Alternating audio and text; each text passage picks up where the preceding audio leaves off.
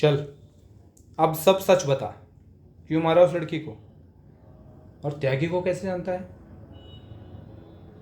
मैं त्यागी को नहीं जानता साहब। मैं तो कभी इन लोगों से भी नहीं मिला साहब, माँ कसम साहब। अच्छा, तो काम किसने दिया?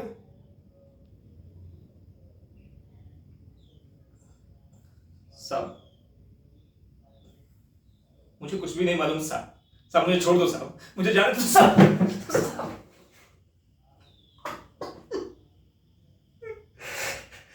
बता रहा हूँ साहब, मैं सब कुछ बता रहा हूँ साहब, सच बता रहा हूँ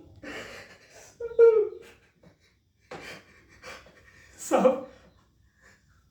मुझे काम तारिक ने दिया साहब। कौन तारिक? साहब वो मोटर मैकेनिक साहब। पहले भी उसके लिए गाड़ी चुराई है साहब। हमेशा साहब 50,000 एडवांस और बाकी काम होने के बाद साहब। क्या काम बताया था? साहब बाहर से साहब गाड़ी चुरानी थी और दिल्ली मिलना था इनको, मुनिरका होटल में साहब। 3-4 लोग थे साहब।